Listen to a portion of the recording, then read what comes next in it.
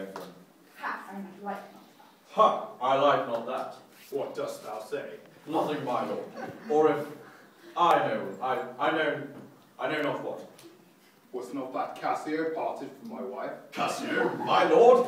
No, sure, I cannot think it that he would steal away so guilty-like, seeing you coming.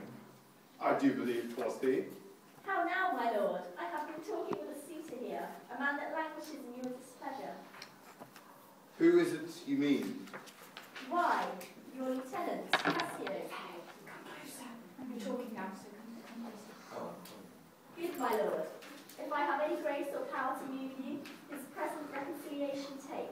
For if he be not one that truly loves you, that errs in ignorance and not in cunning, I have no judgment in an honest face. I prithee call him back. Went he hence now? Aye, sooth, so humbled that he hath left part of his grief with me, to suffer with him. Good love, call him back. Not now, sweet Desdemona. Some other time. Shall it be shortly? As soon as we feed you. Shall it be tonight at supper? No, not tonight. Tomorrow dinner then? I shall not dine at home. I meet the captains of the citadel. Why then, tomorrow night, or Tuesday morn, on Tuesday noon, or night, on Wednesday morn? I prithee name the time, but let it not exceed 3 days. In faith, he's penitent, and yet his trespass in our common reason. Save that, they say, the rules must make example. Out of their best is not almost a fault. To incur a private check, when shall he come? Tell me, Othello, I wonder in my soul, what you would ask me that I should deny, or stand so murmuring on. What, Michael Cassio, that came a wooing with you, and so many a time when I have spoken you just praising me, have ta'en your part to have so much to do to bring him in. By a lady I could do so much. Prithee no more. Let him come when he will. I will deny thee nothing.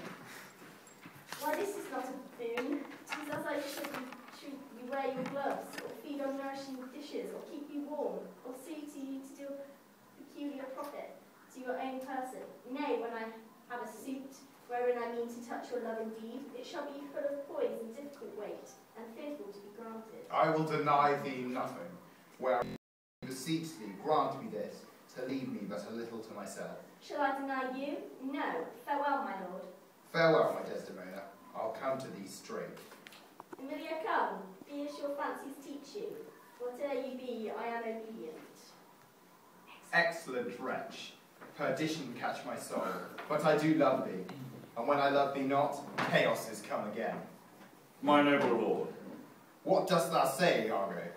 did Michael Cassio, when you wooed my lady, know of your love? He did from first to last.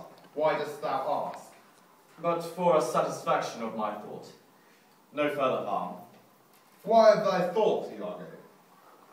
I did not think he had been acquainted with her. Oh yes, and went between us very oft. Indeed? Indeed, aye, indeed. Discernest thou aught in that? Is he not honest? Honest, my lord. Honest, aye, honest. My lord, for aught I know. What dost thou think?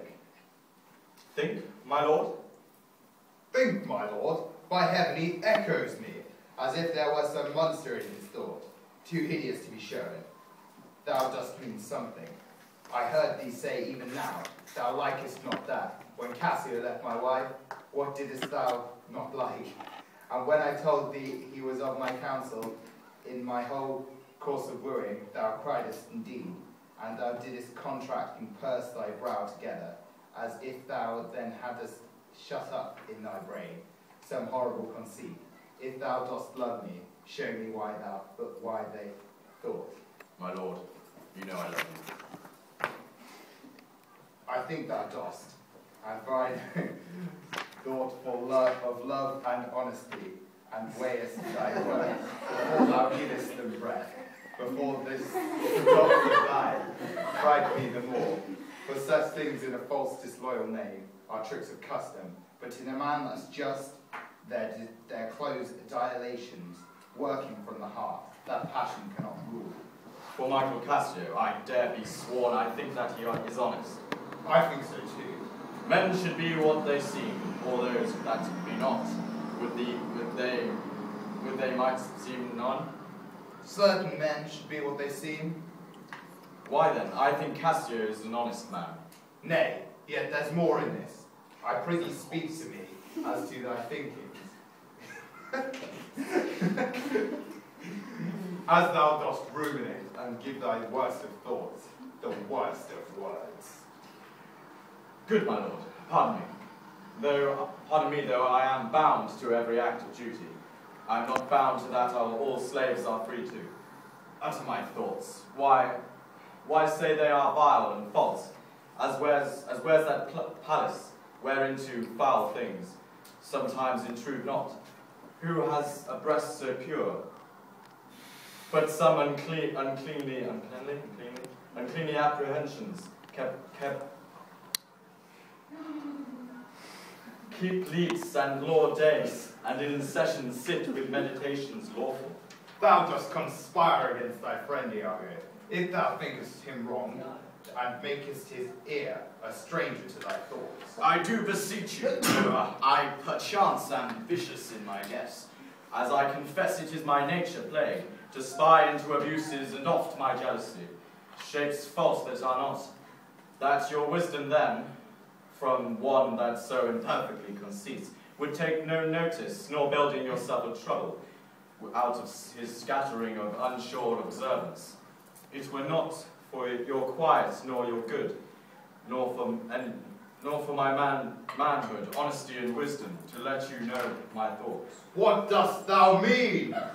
Good name in man and woman, dear my lord, is the immediate jewel of their souls. Who steals my purse, steals trash, 'tis something nothing. 'Twas mine, 'tis his, and has been slave to thousands. But he that filches from me my good name, robs me of that which not enriches him, and makes me poor indeed. By heaven, I'll know thy thoughts. You cannot, if my heart were in your hand, nor shall not, well, while 'tis in my custody. Ha! Oh, beware, my lord, of jealousy. It is the green-eyed monster with doth mock, the meat it feeds on, the cuckold lies in bliss, who certain of his fate loves, not his wronger. But oh, what damned minutes tells he, who dots in hate, yet doubts, suspects, yet fondly loves. Oh, misery. Okay, can you pause there? I want you to look over some bit.